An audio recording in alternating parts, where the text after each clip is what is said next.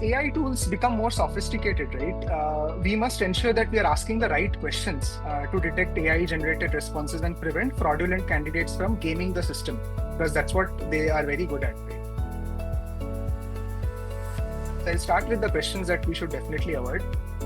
Generic questions like tell me something about yourself, right? So the AI tools are extremely well equipped and structured to generate a response against this question. The candidate would have already prepped, giving their resume and the job description. So that is a question that the AI will give a very good response to. Then what is a concept? Like, for example, what is polymorphism in Java, right? These questions can be copy pasted from the internet or could be answered perfectly by the AI.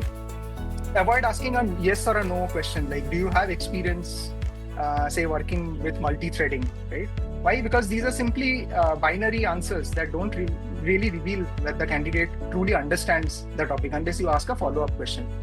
And then some of the predictable questions are like, what are your strengths and weaknesses? Again, AI can give a very polished, ideal sounding answer that you may not be actually able to kind of distinguish that as the candidate does. Is it candidate's real strength and weaknesses, right? So, for example, ask something about their problem, like what have they solved for in the past? Like, can you share an example of how you optimized the performance of an application? Right? So AI will struggle with generating real-life personal experiences, right? Genuine candidates provide details that AI will not be able to detect, right? Then ask some unscripted follow-ups. Say that, okay, that's interesting. How did you arrive at that decision, right? So again, these force a candidate to explain their thought process in real time, and it makes it difficult for AI-generated answers to hold up, right?